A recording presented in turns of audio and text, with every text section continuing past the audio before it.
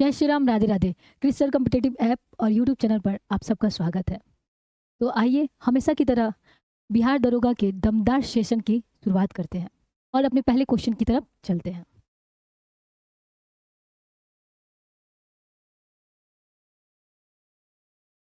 यहाँ हम अपने पहले क्वेश्चन देख रहे हैं। यहाँ पहले क्वेश्चन में है, परोपकारिणी सभा के संस्थापक कौन थे? क्या पूछ रहा है? परोपकारिणी सभा के संस्थापक कौन थे? ठीक है, अब हम यहाँ पे ऑप्शन देख लेंगे, दयानंद सरस्वती, दूसरा देख लेंगे शिवानंद सरस्वती, तीसरा देखेंगे स्वामी विवेकानंद और चौथा में स्वामी योगानंद। ठीक है, तो क्या पूछ रहा है? परोपकारिणी सभा के संस्थापक। तो परोपकारिणी सभा के संस्थापक आपके क्या हो जाएंगे? दयानंद सरस्वती। तो क्या हो जाएगा आपका आंसर? ऑप्शन ए हो जाएगा, दयानंद सरस्वती। ठीक है, अब आइए दयानंद सरस्वती के बारे में कुछ बातें जान लेते हैं। इन्हें क्या कहा जाता है? देखिए, दयानंद सरस्वती को क्या कहा जाता है? आर्य समाज के संस्थापक। ठीक है, कौन थे दयानंद सरस्वती? आर्य समाज की शुरुआत सबसे पहले इन्होंने ही किया था। तो आर्य समाज के संस्थापक हो गए कौन?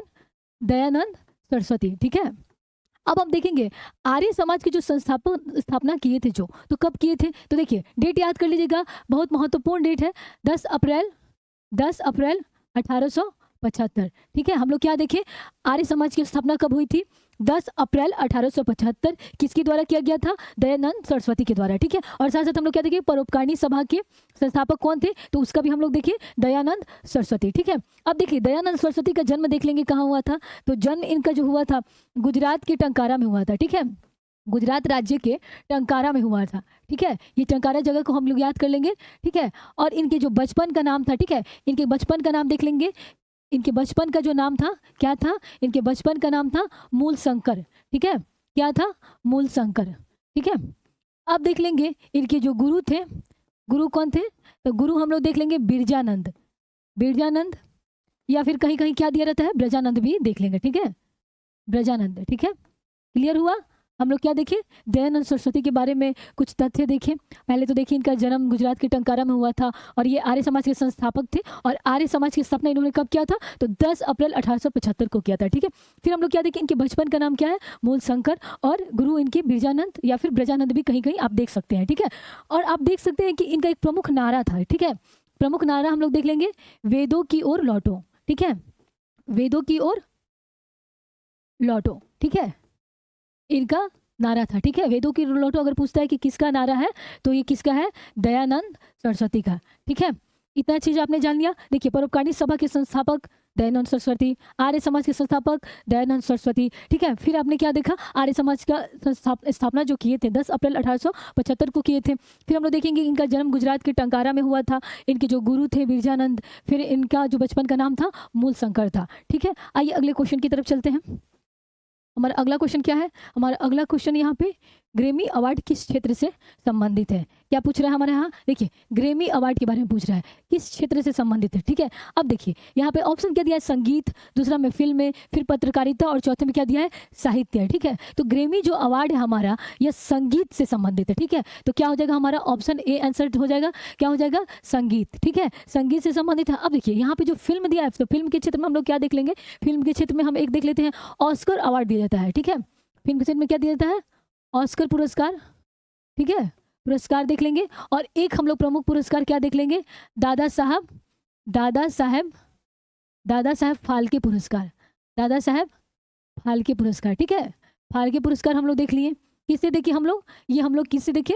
फिल्म से संबंधित। ठीक है, फिल्म के क्षेत्र में कौन कौन सा पुरस्कार दिया जाता है वो हम देख लिए, ऑस्कर पुरस्कार और दादा साहब फाल्के पुरस्कार। ठीक है, हम लोग यहाँ पे ग्रैमी अवार्ड की बात कर रहे थे, तो ग्रैमी अवार्ड किस क्षेत्र में दिया जाता है? संगीत के क्षेत्र में। ठीक है, और साथ साथ हम लोग इतने सारे जो क्षेत्र दिए हुए हैं उसमें भी हम लोग देख रहे हैं कि कौन कौन सा अवार्ड दिया जाता है। ठीक है, देखिए पत्रकारिता के क्षेत्र में हम लोग जो भी इसमें देख रहे हैं, प्रमुख प्रमुख अवार्ड देख रहे हैं, पुरस्कार देख रहे हैं, तो पत्रकारिता के क्षेत्र में हम लोग को मिलता है, देखिए पुलित्जर पुलित्जर पुरस्कार।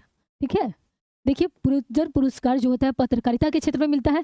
देखिए पत्रकारिता पुलित्जर। ठीक है, ये देख लिए। अब साहित्य के क्षेत्र में हम लोग देखेंगे। देखिए साहित्य के क्षेत्र में कौन कौन सा पुरस्कार दिया जाता है। ठीक है, जरूरी नहीं है कि अगर कोई एक क्षेत्र है तो एक ही टाइप का पुरस्कार दिया जाता है, काफी पुरस्कार दिया जाता है, पर हम लोग कुछ कुछ प्रमुख इसमें देख रहे हैं। साहित्य के क्षेत्र में हम लोग देख लेंगे। देखिए सरस्वती सम्मान, सरस्वती सम्मान।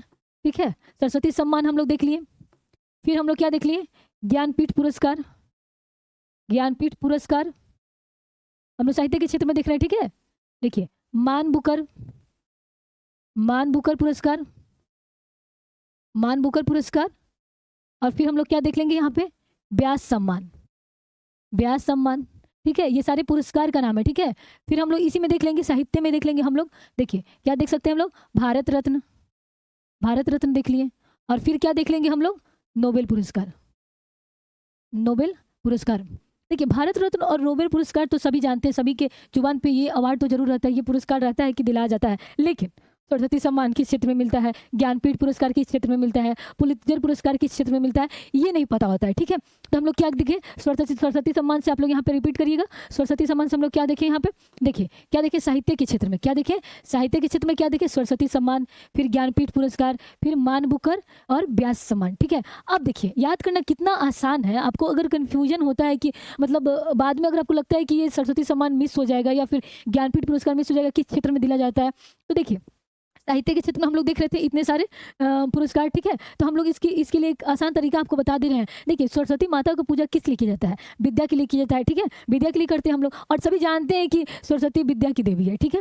तो देखिए सरस्वती सम्मान हो गया, तो साथ में उसी से रिलेटेड याद कर लेंगे ज्ञानपीठ पुरस्कार, क्या मिलता है, ज्ञान मिलता है, सरस्वती माता का जो पूजा करते हैं ज्ञान के लिए करते हैं, तो क्या हम लोग याद कर दिए, सरस्वती सम्मान, ज्ञानपीठ पुरस्कार। अब देखिए जब ज्ञान हो जाएगा तो क्या होगा, मान सम्मान बढ़ जाएगा, तो उससे हम लोग क्या याद कर लेंगे, मान बुकर पुरस्कार, ठीक है। हम लोग क्या याद कर लिए, मान बुकर पुरस्कार। तो पहले क्या देखें, सरस्वती सम्मान देखें, फिर आपको ज्ञान हो गया तो ज्ञानपीठ पुरस्कार देख लिए, फिर क्या देख लिए, मान बुकर पुरस्कार, और फिर क्या देख लेंगे, जब मान सम्मान जब बढ़ गया आपका तो क्या हो जाएगा, विख्यात हो जाएंगे आप पूरे जगह पे, देश स्तर पे, राज्य स्तर पे, मतलब हर एक स्तर पे, ठीक है, आप क्या होंगे, विख्यात होंगे। तो क्या हो जाएगा, उससे याद कर लेंगे आप व्यास पुरस्कार, ठीक है, या व्यास सम्मान बोल सकते हैं, ठीक है। तो आइए इसको देखते हैं, क्या हम लोग देखें, देखिए हम लोग देखिए सबसे पहले सरस्वती सम्मान, ठीक है, या पुरस्कार याद करिए, सरस्वती सम्मान, फिर हम लोग क्या देखें, ज्ञानपीठ पुरस्कार, फिर देखिए मान बुकर पुरस्कार, और फिर देखिए व्यास सम्मान, ठीक है। अब देखिए साथ साथ हम लोग देख रहे हैं भारत रत्न और नोबेल पुरस्कार। ये क्यों देख रहे हैं, देखिए भारत रत्न जरूरी नहीं केवल साहित्य के क्षेत्र में दिया जाता है, ये इसलिए आपको बताया जा रहा है क्योंकि देखिए साहित्य के क्षेत्र में भी भारत रत्न दिया जाता है और साहित्य के क्षेत्र में नोबेल पुरस्कार भी दिया जाता है,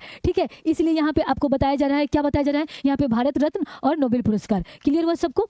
अब देखिए आइए इससे रिलेटेड कुछ और भी हम लोग देख लेते हैं, ठीक है, और भी हम लोग देख लेते हैं, कुछ पुरस्कार के नाम देख लेंगे, वो किस किस से क्षेत्र से संबंधित है, ठीक है, और इसको माइंड में सेट करते चलेंगे, ठीक है।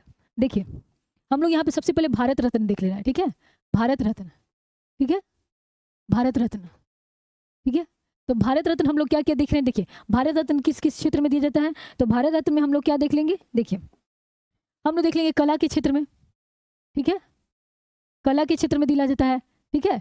फिर हम लोग क्या देख लेंगे, साहित्य के क्षेत्र में, साहित्य के क्षेत्र में, फिर हम लोग क्या देखें, जन सेवा में, जन सेवा में दिया जाता है, और फिर क्या देख लेंगे, विज्ञान के क्षेत्र में, विज्ञान के क्षेत्र में, देखिए विज्ञान के क्षेत्र में विशिष्ट सेवा के लिए दिया जाता है। देखिए यहाँ पे लिख देते हैं विशिष्ट सेवा के लिए, ठीक है, विशिष्ट सेवा के लिए, ठीक है। हम लोग क्या देखें, भारत रत्न देखें, ठीक है। फिर हम लोग देख लेंगे अभी, फिर हम लोग क्या देख लेंगे, भारत रत्न देखें, फिर हम लोग नोबेल पुरस्कार देख लेंगे, ठीक है। देखिए नोबेल पुरस्कार देख लेंगे किस किस क्षेत्र में मिलता है, नोबेल पुरस्कार देख लेते हैं, ठीक है। तो देखिए भौतिकी के क्षेत्र में नोबेल पुरस्कार दिया जाता है, भौतिकी के क्षेत्र में। फिर हम लोग देख लेंगे रसायन के क्षेत्र में, फिर हम लोग देख लेंगे चिकित्सा के क्षेत्र में, शांति के क्षेत्र में, ठीक है। हम लोग क्या देख रहे हैं, नोबेल पुरस्कार किस किस क्षेत्र में दिया जाता है। फिर हम लोग देख लेंगे साहित्य के क्षेत्र में, और फिर हम लोग क्या देख लेंगे, फिर हम लोग क्या देख लेंगे यहाँ पे, अर्थशास्त्र के क्षेत्र में,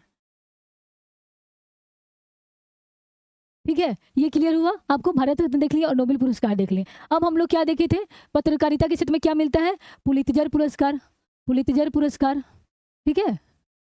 हम लोग किस क्षेत्र में देख रहे हैं, पुलित्जर पुरस्कार, पत्रकारिता के क्षेत्र में, क्या देखिए, पत्रकारिता के क्षेत्र में, ठीक है, पत्रकारिता के क्षेत्र में देख लिए, ठीक है। अब हम लोग देख लेंगे, देखिए हम लोग देख लिए यहाँ पे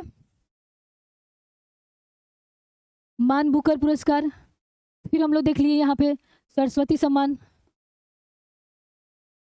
सरस्वती सम्मान, फिर हम लोग क्या देख लिए, ज्ञानपीठ पुरस्कार, फिर हम लोग देख लेंगे व्यास सम्मान, ठीक है, व्यास सम्मान। और ये सारे हम लोग किस में देख लिए, ये सारे हम लोग किस में देख लिए थे, साहित्य के क्षेत्र में, ठीक है, साहित्य के क्षेत्र में, साहित्य के क्षेत्र में हम लोग देख लिए, ठीक है। अब देखिए यहाँ पे हम लोग देख लिए, फिर हम लोग देखिए यहाँ पे क्या देखेंगे, भटनागर पुरस्कार, भटनागर पुरस्कार, भटनागर पुरस्कार देख लिए और कलिंग पुरस्कार देख लिए, ठीक है। भटनागर और कलिंग पुरस्कार देख लिए, ये किस क्षेत्र में दिया जाता है, तो ये दोनों को देख लेंगे हम, यह दोनों को देख लेंगे विज्ञान के क्षेत्र में, ठीक है, ठीक है, विज्ञान के क्षेत्र में हम लोग देख लिए।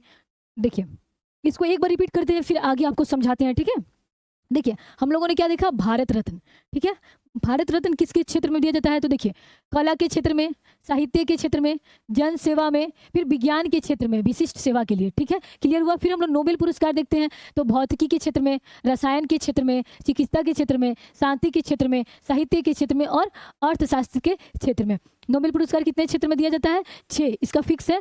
और देखिए जब शुरुआत हुआ था इसका 1901 में, तब कितने क्षेत्र में दिया जाता था, 5 ही क्षेत्र में दिलाता था। किस किस क्षेत्र में, देखिए भौतिकी, रसायन, चिकित्सा, शांति और साहित्य, ठीक है। किसमें किसमें देखिए, भौतिकी, रसायन, चिकित्सा, शांति और साहित्य के क्षेत्र में दिलाता था। कब, 1901 से। उसके बाद 1969 में अर्थशास्त्र को भी दिला जाने लगा। तो अब कितने क्षेत्र में दिलाया जाता है, अब 6 क्षेत्र में दिया जाता है, ठीक है। देखिए फिर देखिए हम लोग पुलित्जर पुरस्कार, तो पुलित्जर पुरस्कार किस क्षेत्र में दिया जाता है, पत्रकारिता के क्षेत्र में, ठीक है। फिर हम लोग क्या देखें, मान बुकर, सरस्वती सम्मान, ज्ञानपीठ पुरस्कार, व्यास सम्मान, ये किस क्षेत्र में दिया जाता है, साहित्य के क्षेत्र में, ठीक है। क्या देखें, साहित्य के क्षेत्र में देखें। फिर हम लोग क्या देखें, भटनागर पुरस्कार और कलिंग पुरस्कार, ये किस क्षेत्र में आप देख लिए, विज्ञान के क्षेत्र में। क्लियर हुआ सबको। अब देखिए इतना सारे तो आप देख लिए। अब यहाँ देखिए भारत रत्न में हम लोग क्या देखिए, यहाँ साहित्य, ठीक है। फिर हम नोबेल पुरस्कार में क्या देखें, साहित्य, ठीक है, कहाँ है, साहित्य। इसीलिए आपको अभी थोड़ी देर पहले आपको बताया गया कि साहित्य के क्षेत्र में अगर बोलता है तो उसमें भारत रत्न और नोबेल पुरस्कार को भी ऐड कर लेते हैं, ठीक है। ये माइंड में सेट रखेंगे, ठीक है। ये नहीं कि भारत रत्न नहीं दिया जाता है। तो हम लोग साहित्य के क्षेत्र में काफी देख लिए, क्या क्या देख लिए, भारत रत्न देखेंगे, देखिए साहित्य के क्षेत्र में दिला रहा है। फिर यहाँ पे देखिए, अब देखिए यहाँ पे मान बुकर, सरस्वती सम्मान, ज्ञानपीठ पुरस्कार, व्यास सम्मान, देखिए इतना सारा क्या हम लोग देख लिए, किसमें, साहित्य के क्षेत्र में। तो हम लोग क्या देखें, हम लोग भारत रत्न देखें, नोबेल पुरस्कार देखें, सरस्वती सम्मान देखें, ज्ञानपीठ पुरस्कार देखें, व्यास सम्मान देखें और मान बुकर पुरस्कार देखें। किस क्षेत्र में, साहित्य के क्षेत्र में, ठीक है। साथ साथ हम लोग पत्रकारिता के क्षेत्र में कौन सा पुरस्कार देखें, पुलित्जर पुरस्कार, ठीक है। पत्रकारिता के क्षेत्र में पुलित्जर पुरस्कार, विज्ञान के क्षेत्र में क्या क्या देखें, भटनागर पुरस्कार और कलिंग पुरस्कार, ठीक है। फिर हम लोग क्या देखें यहाँ पे, नोबेल पुरस्कार, पुलित्जर पुरस्कार, फिर भारत रत्न, ये सब देख लिए। आगे कुछ और पुरस्कार हम लोग देखते हैं, ठीक है। आगे कुछ और हम लोग पुरस्कार देखेंगे। देखिए अभी हम लोग कुछ और देख लेते हैं। फिल्म के क्षेत्र में हम लोग थोड़ी देर पहले देखे थे, फिल्म के क्षेत्र में हम लोग देखे थे, एक बार और रिपीट करा देते हैं, ठीक है। फिर फिल्म के क्षेत्र में क्या देखते हैं हम लोग, ऑस्कर, देखिए ऑस्कर पुरस्कार, और क्या देख लेते हैं, दादा साहेब फाल्के, दादा साहेब फाल्के, दादा साहेब फाल्के पुरस्कार किस क्षेत्र में हम लोग देख लिए, हम लोग किस क्षेत्र में देख लिए, देखिए ये किस क्षेत्र में देखें, फिल्म के क्षेत्र में, फिल्म के क्षेत्र में देख लिए। अब देखिए अब हम लोग यहाँ पे देखेंगे ध्यानचंद पुरस्कार, ध्यानचंद पुरस्कार, ठीक है। किस क्षेत्र में देख रहे हैं हम लोग, खेल के क्षेत्र में, ठीक है। या किस क्षेत्र में देख लिए, खेल के क्षेत्र में। फिर हम लोग देखिए बुरलॉग पुरस्कार, बुरलॉग पुरस्कार, और बुरलॉग पुरस्कार किस क्षेत्र में देख लिए, कृषि के क्षेत्र में, ठीक है, कृषि के क्षेत्र में, ठीक है। याद करते चलिएगा, एकदम आसानी तरीके से आपको याद हो रहा होगा, ठीक है। फिर हम लोग चिकित्सा के क्षेत्र में देखेंगे, देखिए धन्वंतरी पुरस्कार, धन्वंतरी पुरस्कार, और हम लोग क्या देखेंगे, बीसी राय पुरस्कार, धन्वंतरी पुरस्कार और बीसी राय पुरस्कार किस क्षेत्र में हम लोग देख लिए, ये हम लोग देख लिए चिकित्सा के क्षेत्र में,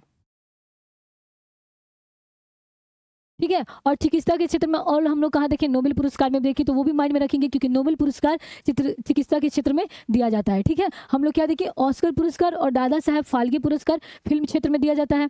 फिर हम लोग क्या देख लिए यहाँ पे, ध्यानचंद पुरस्कार खेल के क्षेत्र में, बुरलॉग पुरस्कार कृषि के क्षेत्र में, और धन्वंतरी पुरस्कार चिकित्सा के क्षेत्र में, और बीसी राय पुरस्कार भी देख लिए चिकित्सा के क्षेत्र में। इतना क्लियर हुआ। अब देखिए इसको हम एक बार और आपको रिपीट करा देते हैं, ठीक है। अब देखिए इसको आपको एक बार और रिपीट करा देते हैं हम। देखिए सबसे पहले हमने क्या देखा, हमने देखा अभी आपको पुरस्कार देखें कि किस क्षेत्र में कौन सा पुरस्कार दिया जाता है। तो सबसे पहले हम लोग भारत रत्न देखेंगे। भारत रत्न किस किस क्षेत्र में दिया जाता है, तो देखिए भारत रत्न दिया जाता है आपको जन सेवा में, ठीक है, कला के क्षेत्र में दिया जाता है, फिर साहित्य के क्षेत्र में दिया जाता है, फिर विज्ञान में किसी विशिष्ट कार्यों के लिए दिया जाता है। फिर हम लोग क्या देखें, नोबेल पुरस्कार। नोबेल पुरस्कार आ जाएंगे 6 क्षेत्रों में दिया जाता है। कौन कौन सा, तो भौतिकी, रसायन, चिकित्सा, शांति, साहित्य और अर्थशास्त्र। ठीक है, फिर पत्रकारिता के क्षेत्र में कौन सा पुरस्कार दिया जाता है, पुलित्जर पुरस्कार। पुलित्जर पुरस्कार पत्रकारिता के क्षेत्र में, ग्रेमी पुरस्कार संगीत के क्षेत्र में, कलिंग पुरस्कार और भटनागर पुरस्कार विज्ञान के क्षेत्र में। ठीक है, फिर हम लोग देख लेंगे साहित्य के क्षेत्र में कौन कौन सा पुरस्कार, देखिए सरस्वती सम्मान, ज्ञानपीठ पुरस्कार, मान बुकर पुरस्कार और व्यास सम्मान। किसमें देखिए, साहित्य के क्षेत्र में। साथ साथ ये भी देखिए भारत रत्न को भी, भारत रत्न साहित्य के क्षेत्र में दिया जाता है, और साथ साथ हम लोग क्या देखें, नोबेल पुरस्कार भी साहित्य के क्षेत्र में दिया जाता है। ठीक है, क्लियर हुआ। फिर हम लोग क्या देखें, BC राय पुरस्कार और धन्वंतरी पुरस्कार किस क्षेत्र में दिया जाता है, तो आपका दिया जाता है चिकित्सा के क्षेत्र में। बोरलॉग पुरस्कार किस क्षेत्र में दिया जाता है, कृषि के क्षेत्र में। और हम लोग क्या देख लिए साथ साथ, ध्यानचंद खेल के क्षेत्र में। ठीक है, इतना क्लियर हुआ। अब चलिए अगले क्वेश्चन की तरफ चलते हैं। देखिए अगला क्वेश्चन हमारा क्या बोल रहा है, हमारा अगला क्वेश्चन में पूछ रहा है, यहाँ पे बड़े अच्छे से इसको समझिएगा। सूर्य से दूरी के अनुसार क्या पूछ रहा है, दूरी के अनुसार पूछ रहा है, पृथ्वी और बुध ग्रह। देखिए पृथ्वी और बुध ग्रह के बीच कौन सा ग्रह है, क्या पूछ रहा है, पृथ्वी और बुध ग्रह के बीच में कौन सा ग्रह है। ऑप्शन देखिए, शनि, मंगल, शुक्र और अरुण। ठीक है, देखिए अब देख लेंगे हम लोग यहाँ पे पृथ्वी और बुध के बीच में दूरी के अनुसार कौन सा ग्रह आता है, आपका आ जाता है शुक्र ग्रह। तो आपका आंसर हो जाएगा आंसर सी, क्या हो गया, शुक्र ग्रह। अब कैसे होता है, आइए इसको समझते हैं। ठीक है, इसको अच्छे से समझाते हैं, आप डायग्राम बनाकर इसको अच्छे से समझाते हैं हम आपको, इसको अच्छे से ध्यान से समझिएगा। ठीक है, अगर अच्छे से इसको समझिएगा तो काफी माइंड में आपको इसका कॉन्सेप्ट क्लियर होते जाएगा। ठीक है, देखिए अभी वर्तमान में कितना ग्रह है। ठीक है, वर्तमान में ग्रहों की संख्या कितनी है, वर्तमान में ग्रहों की संख्या कितनी है, 8। ठीक है, पहले आप सभी जानते हैं पहले ग्रहों की संख्या कितनी थी, 9। तो वो कौन सा ग्रह है जिसको हटा दिया गया, अगर 8 हो गया तो कोई ग्रह हटा दिया गया होगा। तो देखिए यहाँ पे एक ग्रह जो हटा है वो कौन सा है, प्लूटो। ठीक है, प्लूटो जिसको हम लोग क्या कहते हैं, यम। इसको क्या किया गया, ग्रह की श्रेणी से कब हटा दिया गया, 2006 में। ठीक है, 2006 में क्या किया गया, प्लूटो को ग्रह की श्रेणी से हटाकर किस ग्रह की श्रेणी में रखा गया, तो देखिए इसको हटा के हम लोग इसको अब किस में रख दिए हैं, बौने ग्रह की श्रेणी में। ठीक है, बौने ग्रह की श्रेणी में।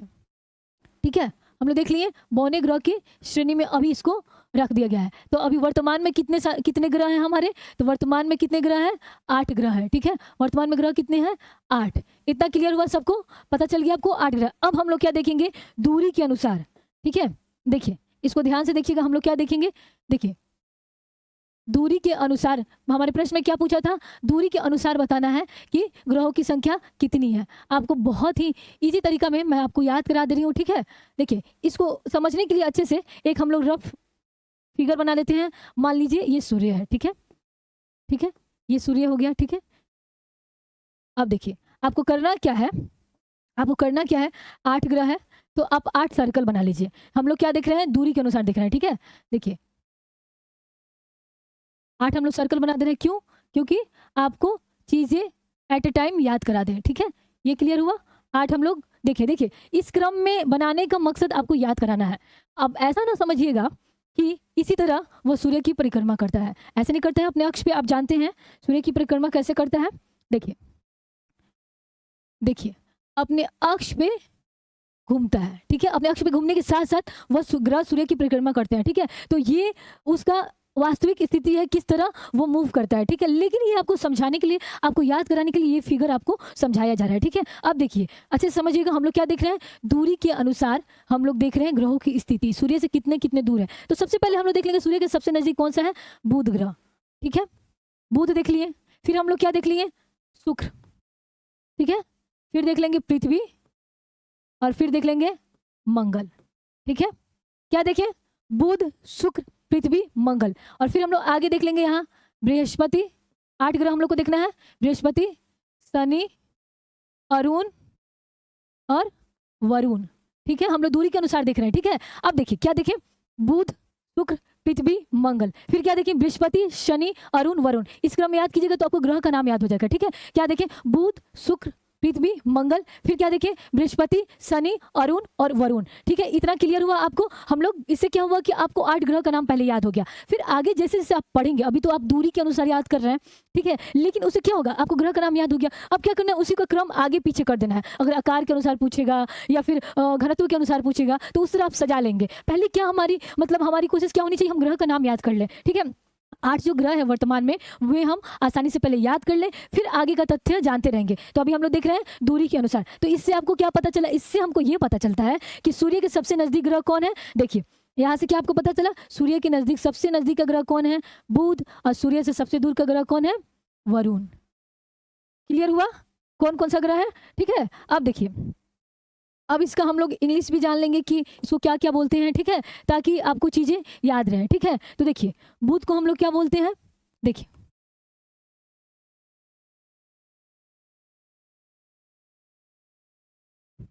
मरकरी बोल दिए। ठीक है, फिर है वेनस, इसको भी याद कर लेंगे, अर्थ, मार्स, जुपिटर, सैटर्न, फिर हम लोग क्या देखें, यूरेनस, और फिर क्या देखें, नेपच्यून। ठीक है, ये देख लिए। अब हम लोग क्या देख रहे हैं, ये इंपॉर्टेंट नहीं था जानना, ये भी अगर नाम जान लेते हैं तो आपके लिए अच्छा रहेगा। लेकिन आपको अभी हमारा मकसद क्या है, याद कराना। अभी हम लोग को दूरी के अनुसार ग्रहों को, तो ये आप क्रम देख लिए। इसी क्रम में वो दूरी के अनुसार ग्रह लगा हुआ है, किससे, सूर्य के अनुसार। ठीक है, दूरी के अनुसार सूर्य के समीप। ठीक है, अब हम लोग क्या देखिए यहाँ पे, अब देखिए, अब इससे तथ्य जानते हैं। सबसे इंपॉर्टेंट तथ्य क्या जानेंगे आप, देखिए वो समझिए। ठीक है, हम लोग क्या देखें, बुध, शुक्र, पृथ्वी, मंगल। क्या देखिए, बुध, शुक्र, पृथ्वी, मंगल। अब हम लोग देखिए क्या करेंगे, यहाँ पे देखेंगे ये 4 को एक पास कर लेते हैं। अब देखिए कितना हुआ, 4। अब देखिए इसको क्या बोलते हैं, इसको हम लोग बोलेंगे आंतरिक, आंतरिक या पार्थिव ग्रह, पार्थिव ग्रह। तो अगर आपसे पूछता है कि आंतरिक और पार्थिव पार्थिव ग्रह की संख्या कितनी है, तो आप क्या बोलेंगे, 4।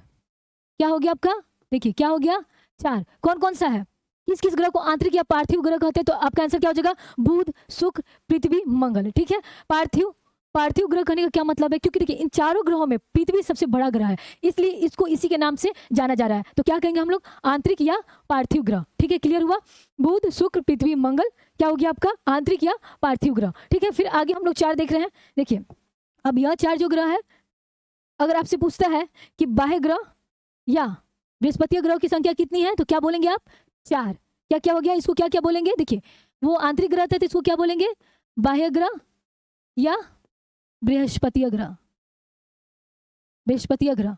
क्लियर हुआ सबको, क्या क्या हम लोग देखें, बाह्य ग्रह या बृहस्पति ग्रह, ये क्लियर हुआ सबको। हम लोग क्या जाने, हम लोग देखें कि आंतरिक या बाह्य ग्रह किसको कहते हैं, तो आंतरिक या बाह्य ग्रह की संख्या कितनी है, 4। कौन कौन सा है, बुध, शुक्र, पृथ्वी, मंगल। ठीक है, और फिर अगर बाह्य ग्रह की पूछेगा या फिर बृहस्पति ग्रह बोलेगा तो उसकी भी संख्या कितनी है, 4। कौन कौन सा, बृहस्पति, शनि, अरुण और वरुण। ठीक है, क्लियर हुआ सबको। अब देखिए ये तो हम लोग क्रम भी देख लिए कि सूर्य के दूरी, सूर्य से दूरी के अनुसार कौन सा पास है, तो इससे आपको क्या पता चला, बुध सूर्य के सबसे निकट है, और वरुण जिसको नेपच्यून बोलेंगे वो क्या है, सूर्य के सबसे दूर वाला ग्रह है। ठीक है, अब देखिए, अब एक और चीज जानिए, काफी इंपॉर्टेंट है। देखिए अब देखिए मंगल ग्रह और बृहस्पति ग्रह की कक्षाओं के बीच में, देखिए मंगल ग्रह और बृहस्पति ग्रह की कक्षाओं के बीच में छोटे छोटे आकाशीय पिंड होते हैं। तो मंगल ग्रह और बृहस्पति ग्रह के बीच में कुछ छोटे छोटे आकाशीय क्या होते हैं, पिंड होते हैं, जो कि क्या करते हैं, जो सूर्य की परिक्रमा करते हैं। ठीक है, जैसे कि सारे ग्रह परिक्रमा करते हैं सूर्य की, उसी तरह जो मंगल ग्रह और बृहस्पति ग्रह, देखिए ये कक्षा है। ठीक है, इसी तरह क्या होता है, मंगल ग्रह और बृहस्पति ग्रह के बीच में जो छोटे छोटे आकाशीय पिंड सूर्य की परिक्रमा करते हैं, उसको क्या कहते हैं, तो उसको हम लोग कह देते हैं, उसको हम लोग कहेंगे, देखिए उसको हम लोग क्या करेंगे, क्षुद्र ग्रह, क्षुद्र ग्रह। तो आपका एक और क्वेश्चन तैयार हो गया, क्या तैयार हो गया, क्षुद्र ग्रह किन किन ग्रहों के बीच में है, या फिर किन 2 ग्रहों के बीच में क्षुद्र ग्रह पाया जाता है, तो आप क्या बोलेंगे, मंगल ग्रह और बृहस्पति ग्रह। ठीक है, क्लियर हुआ। आप इसे कितना क्वेश्चन तैयार किए, देखिए आप देखिए सबसे पहले ग्रहों की संख्या, तो ग्रहों की संख्या कितनी अभी वर्तमान में 8 है, पहले कितनी थी, 9 थी। तो कौन सा वो 9वां ग्रह था जिसको ग्रह की श्रेणी से हटा दिया गया है, और कब, तो 9वां ग्रह जो ग्रह की श्रेणी से हटा दिया गया वो है प्लूटो, जिसको कहते हैं यम। ठीक है, उसको 2006 में ग्रहों की श्रेणी से हटा दिया गया है, क्योंकि वो काफ़ी कुछ ग्रह के कंडीशन होते थे, उसको फॉलो नहीं करता था। ठीक है, तो उसको ग्रहों की श्रेणी से हटा दिया गया 2006 में, और उसको किस में रखा गया है, उसको बौने ग्रहों की श्रेणी में रखा गया है। ठीक है, किस में रखा गया है, बौने ग्रहों की श्रेणी में रखा गया है। ठीक है, ये क्लियर हुआ। फिर हम लोग देखते हैं दूरी के अनुसार, मतलब दूरी के अनुसार मतलब सूर्य से, देखिए यहाँ पे सूर्य से हम लोग क्या देख रहे हैं, सूर्य से, ठीक है, सूर्य से दूरी के अनुसार हम लोग ग्रहों का क्रम देख रहे हैं। ठीक है, तो सबसे पहले हम लोग क्या देखें, बुध, शुक्र, पृथ्वी, मंगल, बृहस्पति, शनि, अरुण, वरुण। इतना क्लियर हुआ। हम लोग ग्रह का नाम भी याद कर लिए और साथ साथ क्रम भी देख लिए। इससे हमको क्या पता चला, सूर्य के सबसे नजदीक बुध है और सबसे दूर वरुण। ठीक है, अब देखिए यहाँ पे हम लोग देख लिए क्या कि क्वेश्चन में हमारे पूछा हुआ था बुध और पृथ्वी ग्रह के बीच में कौन सा ग्रह है, तो देखिए यही है शुक्र, आपको पता चल गया, यही आपका आंसर था शुक्र। अब हम लोग क्या देखिए, आंतरिक ग्रह या पार्थिव ग्रह, कौन कितनी संख्या है, 4 संख्या है, कौन कौन सा आंतरिक ग्रह कहलाता है, तो बुध, शुक्र, पृथ्वी, मंगल। साथ साथ हम लोग क्या देखें, बाह्य ग्रह या बृहस्पति ग्रह, उसमें क्या क्या आएगा, बृहस्पति, शनि, अरुण और वरुण। इतना क्लियर हुआ। फिर हम लोग क्या देखें, मंगल ग्रह और बृहस्पति ग्रह के बीच में क्या पाया जाता है, क्षुद्र ग्रह।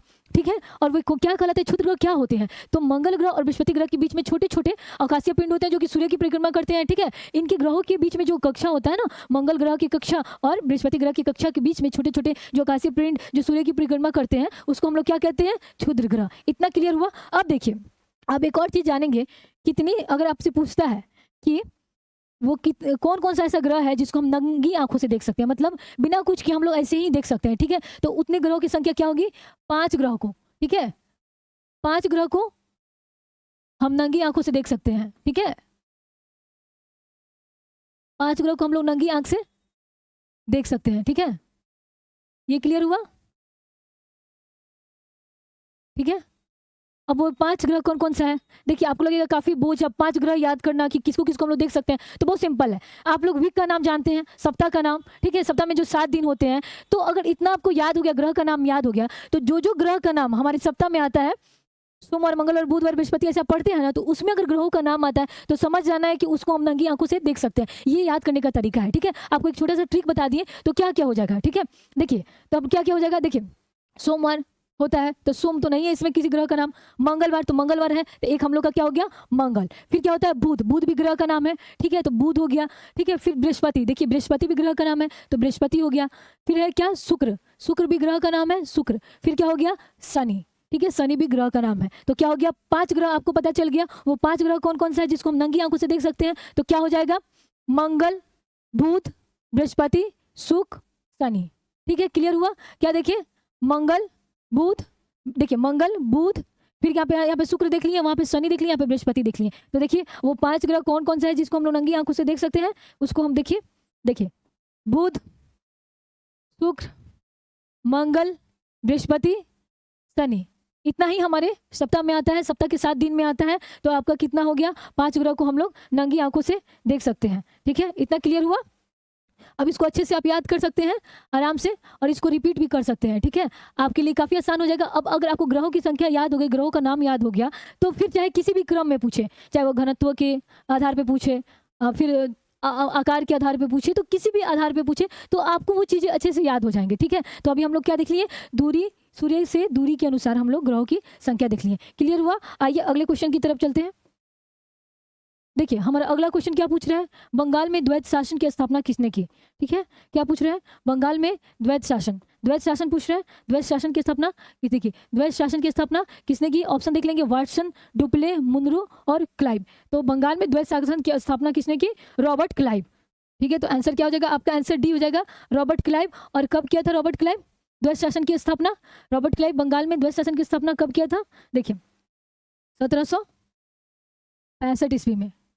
ठीक है, 1765 ईस्वी में रॉबर्ट क्लाइव बंगाल में द्वैत शासन की स्थापना करता है। ठीक है, अब हम लोग देखेंगे रॉबर्ट क्लाइव जो गवर्नर था, ठीक है, बंगाल का गवर्नर था रॉबर्ट क्लाइव, उसके बारे में हम लोग कुछ बातें जान लेंगे। तो सबसे पहले हम देखेंगे रॉबर्ट क्लाइव के बारे में, हम लोग देखेंगे इसका जो रॉबर्ट क्लाइव है, ठीक है, रॉबर्ट क्लाइव के बारे में थोड़ा देख लेते हैं। देखिए रॉबर्ट क्लाइव, ठीक है, इसका कार्यकाल हम लोग देख लेंगे कब से कब तक था। ठीक है, देखिए सबसे पहले कार्यकाल देख लीजिए, कार्यकाल कब से कब तक था रॉबर्ट क्लाइव का, देखिए 1757 से 1760। और फिर हम लोग देख लेंगे 1765 से 1967। ये किसका है? रॉबर्ट क्लाइव का कार्यकाल हो गया। ठीक है, अब देखिए, अब हम लोग क्या देखेंगे?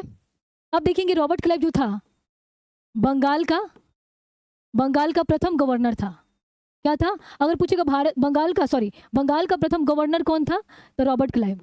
ठीक है, क्या देख लिए? रॉबर्ट क्लाइव बंगाल का प्रथम गवर्नर था। ठीक है, इतना क्लियर हुआ। अब रॉबर्ट क्लाइव क्या करता है? देखिए, रॉबर्ट क्लाइव और सिराजुद्दौला के बीच में क्या होता है? प्लासी का युद्ध। तो प्लासी का युद्ध कब हुआ था? तो देखिए, प्लासी का युद्ध हम लोग देख लेंगे कब। देखिए, 23 जून 1757 को क्या हुआ था? प्लासी का युद्ध। ठीक है, प्लासी का युद्ध कहाँ हुआ था? तो प्लासी बंगाल में। ठीक है, कहाँ हुआ था? प्लासी बंगाल। ठीक है, प्लासी का युद्ध हुआ था। किसके किसके बीच हुआ था वो हम लोग देख लेंगे। तो देखिए, रॉबर्ट क्लाइव और सिराजुद्दौला के बीच में हुआ था। और किसके किसके बीच में हुआ था? सिराजुद्दौला के बीच में। ठीक है, जिसमें किसकी जीत हुई थी? जिसमें रॉबर्ट क्लाइव की जीत हुई थी। अब क्या हुआ था कि प्लासी का युद्ध जब रॉबर्ट क्लाइव जीत जाता है, तो उसके बाद क्या करता है? यह रॉबर्ट क्लाइव प्लासी का युद्ध जीतने के बाद क्या करता है? देखिए, 1765 ईस्वी में, देखिए 1765 ईस्वी में क्या करता है? द्वैध शासन लागू कर देता है। द्वैध शासन। ठीक है, द्वैध शासन लागू कर देता है, जिसमें क्या क्या कंडीशन रखता है? देखिए, इसमें कंडीशन जो 3 कंडीशन क्या था? विदेशी मामला, देखिए विदेशी मामला, फिर था सैनिक संरक्षण,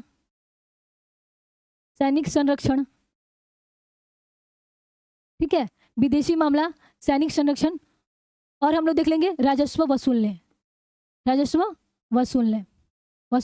ठीक है, राजस्व वसूलना। ये जो तीनों काम था, ठीक है, ये जो तीनों काम था किसके हाथ में था? तो देखिए, कंपनी के अधीन था। द्वैध शासन जब लागू हुआ तो ये तीनों काम किसके अधीन था? कंपनी के अधीन था। लेकिन शासन चलाने का जो दायित्व होता था वो किसके हाथ में था? वो था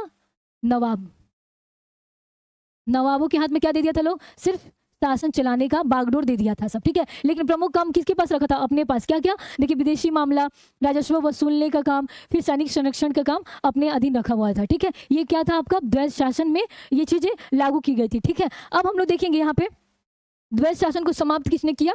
ठीक है, द्वैध शासन को समाप्त किसने किया? तो द्वैध शासन को समाप्त कब हुआ था? द्वैध शासन समाप्त हुआ था आपका 1772 ईस्वी में समाप्त। ठीक है, द्वैध शासन समाप्त हुआ था 1772 ईस्वी में। किसके द्वारा? देखिए, वारेन हेस्टिंग्स के द्वारा। वारेन हेस्टिंग्स के द्वारा द्वैध शासन को समाप्त कर दिया गया। कब? 1772 ईस्वी में। जब ये बंगाल का गवर्नर बना तो उसने क्या किया? द्वैध शासन को समाप्त कर दिया। ठीक है, ये कब किया था? 1772 ईस्वी में। तो इससे आपको क्या पता चला?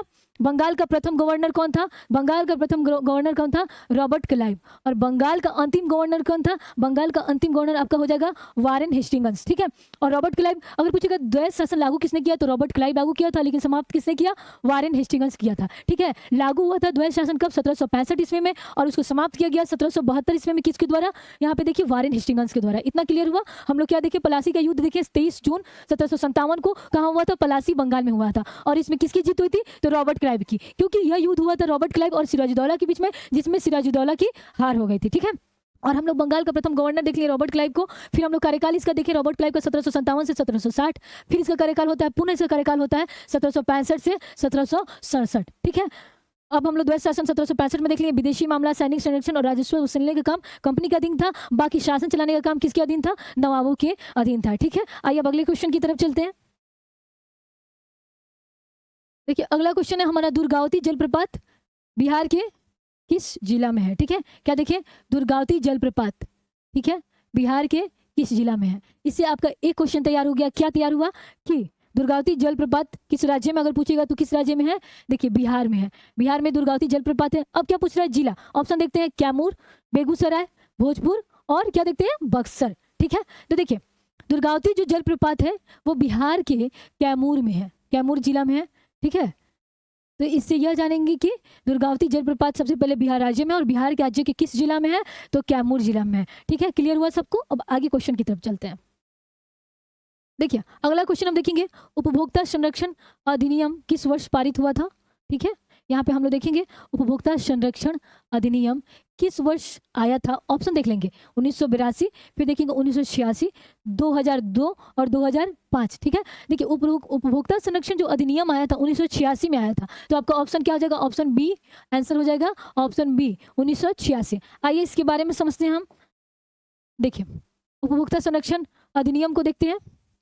ठीक है, हम लोग क्या देखें, उपभोक्ता संरक्षण अधिनियम। ठीक है, देखिए हम लोग क्या देखें, उपभोक्ता संरक्षण अधिनियम, उपभोक्ता संरक्षण अधिनियम कब देखे हम लोग, 1986 में। ठीक है, कब देखे, 1986। इतना क्लियर हुआ। अब देखिए उपभोक्ता की जो भी समस्या का या फिर जो भी विवाद होता था उसका निपटारा कितने स्तर पे किया जाता था, 3 स्तर पे किया जाता है। ठीक है, हम लोग तो देखिए उपभोक्ता संरक्षण अधिनियम 1986 में आया था। ठीक है, और उसमें उपभोक्ता की जो भी समस्याएं होती थी उसका निवारण किन स्तर पे किया जाता, कितने स्तर पे, तो 3 स्तर हम लोग देख लेंगे। देखिए 3 स्तर पे देखेंगे हम लोग, 3 स्तर वो कौन कौन सा है, 3 स्तर पर उपभोक्ता के विवाद का निपटारा होता था। ठीक है, जो भी शिकायतें होती थी, जो भी समस्या होता था उपभोक्ता का, उसको उस समस्याओं का निपटारा करने के लिए कितना स्तर बनाया गया था, 3 स्तर बनाया गया था। वो 3 स्तर हम लोग देखेंगे। ठीक है, तो देखिए हम लोग सबसे पहले देखेंगे, देखिए सबसे पहले क्या देखेंगे, जिला स्तर, जिला स्तर पर। ठीक है, फिर दूसरा हम लोग देखेंगे राज्य स्तर, राज्य स्तर पर, और तीसरा हम लोग क्या देखेंगे, राष्ट्रीय स्तर पे। ठीक है, राष्ट्रीय स्तर पे देख लेंगे। ठीक है, अब देखिए इतना क्लियर हुआ आपको। हम लोग क्या देखें, उपभोक्ता के विवादों का निपटारा करने के लिए 3 स्तर बनाए गए थे। क्या क्या, जिला स्तर पर, फिर राज्य स्तर पे और राष्ट्रीय स्तर पे। ठीक है, देखिए जिला स्तर पे क्या है, देखिए जिला स्तर पर जिला फोरम, जिला स्तर पर जिला फोरम, फिर है आपका राज्य स्तर पे राज्य उपभोक्ता, राज्य उपभोक्ता विवाद निवारण आयोग। ठीक है, निवारण आयोग। फिर हम लोग क्या देखेंगे, फिर हम लोग क्या देखें, राष्ट्रीय स्तर पे क्या हो जाएगा, तो राष्ट्रीय स्तर पे हो जाएगा राष्ट्रीय उपभोक्ता विवाद, उपभोक्ता विवाद निवारण आयोग, निवारण आयोग। क्लियर हुआ सबको, क्लियर हुआ सबको। हम लोग क्या देखें, उपभोक्ता संरक्षण अधिनियम 1986। फिर हम लोग क्या देखें, उपभोक्ता, देखिए यहाँ पे देखिए नाम में ही उपभोक्ता विवाद निवारण आयोग, तो उपभोक्ता के विवाद जो भी होते हैं उसका निवारण किया जाता है कितने स्तर पे, तो 3 स्तर हम लोग क्या देखें, जिला स्तर, क्या देखें हम लोग, जिला स्तर, फिर देखिए राज्य स्तर, और फिर क्या देखें, राष्ट्रीय स्तर पे। तो जिला स्तर पर जिला फोरम, फिर राज्य स्तर पर राज्य उपभोक्ता विवाद निवारण आयोग, और राष्ट्रीय स्तर पर देख लिए राष्ट्रीय उपभोक्ता विवाद निवारण आयोग। देखिए यहाँ पे कुछ नहीं करना, बस यहाँ पे राष्ट्रीय की जगह राष्ट्रीय लगा देना, बाकी उपभोक्ता विवाद निवारण आयोग, इसमें भी उपभोक्ता विवाद निवारण आयोग। ठीक है, इसको याद करना नहीं है, रटना नहीं है, क्योंकि देखिए समझना है क्या कर रहे हैं हम लोग, उपभोक्ता के विवाद का निवारण और आयोग लगा देना है। तो राज्य स्तर पर जब हो तो राज्य उपभोक्ता विवाद निवारण आयोग, और राष्ट्रीय स्तर पर हो तो राष्ट्रीय उपभोक्ता विवाद निवारण आयोग। इतना क्लियर हुआ। अब हम लोग एक और चीज जान लेंगे इससे, देखिए इससे एक और चीज जान लीजिए, जिला स्तर पर कितने तक का मामला देखा जाता है। ठीक है, तो जिला स्तर पर हम लोग देखते हैं 20 लाख। देखिए यहाँ पे देखिएगा जरा, देखिए जिला स्तर पे हम लोग देखते हैं 20 लाख तक की कीमत का मामला देखते हैं जिला स्तर पे। फिर हम लोग राज्य स्तर पे कितने तक का मामला देखते हैं, तो राज्य स्तर पे हम लोग देखते हैं, देखिए 20 लाख से 1 करोड़, 1 करोड़ तक का मामला। ठीक है, 20 लाख से 1 करोड़ तक का मामला कहाँ देखते हैं हम लोग, राज्य स्तर पे देखते हैं। और देखिए राष्ट्रीय उपभोक्ता जो विवाद निवारण आयोग है वो कितने तक का मामला देखता है, देखिए 1 करोड़ से अधिक का मामला देखता है, 1 करोड़ से अधिक, 1 करोड़ से अधिक का मामला कौन देखता है, तो राष्ट्रीय उपभोक्ता विवाद निवारण आयोग। काफी सिंपल है, देखिए जिला स्तर पर 20 लाख, फिर राज्य स्तर पे 20 लाख से 1 लाख, और फिर राष्ट्रीय स्तर पे राज्य स्तर पे हम लोग क्या देखें, राज्य उपभोक्ता विवाद निवारण 20 लाख से 1 करोड़, और फिर हम लोग राष्ट्रीय स्तर पे क्या देखेंगे, 1 करोड़ से अधिक। ठीक है, इतना क्लियर हुआ सबको। अब आइए अगले क्वेश्चन की तरफ चलते हैं। अगला क्वेश्चन हम देख लेंगे क्या पूछ रहा है, युग्मनज से क्वेश्चन पूछ रहा है। क्या पूछ रहा है कि युग्मनज में X क्रोमोसोम पिता से वंशानुगत प्राप्त है तो क्या उत्पन्न होता है। ठीक है, ऑप्शन देख लेंगे, लड़की, लड़का, लड़का या लड़की, या अनिश्चित। ठीक है, ये क्या पूछ रहा है, X क्रोमोसोम अगर पिता से मिलता है तो क्या होता है। ठीक है, देखिए इसको समझिए, सबसे पहले तो हम लोग देख लेंगे क्रोमोसोम की संख्या हमारे अंदर कितनी है मनुष्य के अंदर। 46 जोड़ा में पूछेगा तो कितना बोलेंगे? 30 जोड़ी। इतना तो क्लियर है सबको। अब देखिए, अब चीज समझिए, हम लोग देखिए क्या लेते हैं, लड़का, ठीक है, या पुरुष, आप समझिए उसको, ठीक है। अब देखिए यहाँ पे लड़की, ठीक है, याद करने का तरीका आपको अच्छे से बता दे रहे हैं, ठीक है। देखिए लड़का में क्या होता है, लड़का में कौन कौन सा पाया जाता है आपको क्रोमोसोम? तो लड़का में पाया जाता है एक्स और वाई, लेकिन लड़की में कौन कौन सा क्रोमोसोम? सिर्फ एक्स क्रोमोसोम पाया जाता है, ठीक है। ये क्लियर हुआ? देखिए अब इसको अच्छे से समझिए। देखिए अगर लड़का से अगर वाई मिलता है और लड़की से एक्स मिलता है तो क्या हो जाता है? लड़का से अगर वाई मिलता है, लड़की से एक्स मिलता है तो क्या हो जाता है? पुत्र, ठीक है, पुत्र होता है, वही लड़का होता है, ठीक है। और अगर लड़का से आपका एक्स और लड़की से भी एक्स मिलता है तो क्या होता है? लड़की, ठीक है, लड़की, पुत्री रखिए या लड़की रखिए, ठीक है। ये क्लियर हुआ? हमारे प्रश्न में यही पूछा था कि अगर लड़का से एक्स मिलता है, एक्स क्रोमोसोम मिलता है तो क्या होता है। तो देखिए लड़का से अगर एक्स मिलता है तो क्या होती है? लड़की। तो हमारा आंसर क्या हो जाएगा? ऑप्शन ए हो जाएगा आपका, लड़की, ठीक है। समझ में आ गया आपको? अब देखिए यहाँ पे, अब इससे हमें क्या पता चलता है? इससे हमें यह पता चलता है कि लिंग का जो निर्धारण होता है वो किस पर निर्भर करता है? वो किस पर निर्भर करता है? पुरुष पे, ठीक है। किस पर निर्भर करता है? पुरुष पे। लड़की पे लिंग का निर्धारण क्यों नहीं करता है? क्योंकि लड़की में एक्स एक्स क्रोमोसोम पाया जाता है, जब देगी तो एक्स ही देगी, ठीक है। लेकिन डिपेंड किस पे है? लड़का पे। अगर लड़का की तरफ से एक्स क्रोमोसोम मिलेगा तो लड़की का एक्स और लड़का का एक्स मिलकर क्या बन जाता है आपको? लड़की, ठीक है। लेकिन लड़का की तरफ से अगर वाई मिलता है और लड़की की तरफ से तो एक्स ही है, तो एक्स ही मिलेगा, तो एक्स मिल जाता है तो क्या हो जाता है? पुरुष, ठीक है, तो लड़का हो जाता है, ठीक है। यही आपके प्रश्न में पूछा था। अब आइए अगले क्वेश्चन की तरफ चलते हैं। देखिए हमारा अगला क्वेश्चन क्या पूछ रहा है?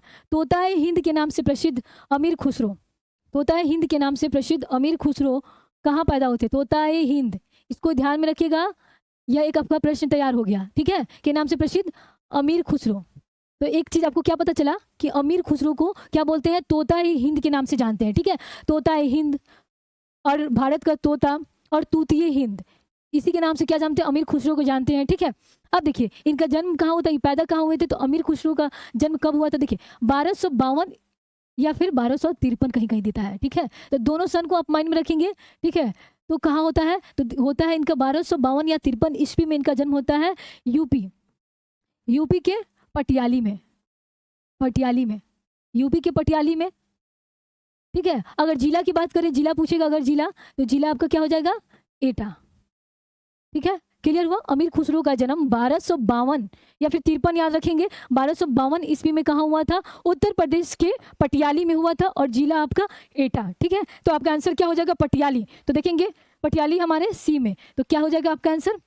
पटियाली, ठीक है। ये अमीर खुसरो के बारे में जान लिए। अब देखिए अमीर खुसरो के गुरु कौन थे? तो अमीर खुसरो के जो गुरु थे, अमीर खुसरो के जो गुरु थे कौन थे? एक बार देख लेंगे, शेख निजामुद्दीन औलिया, निजामुद्दीन औलिया, शेख निजामुद्दीन औलिया।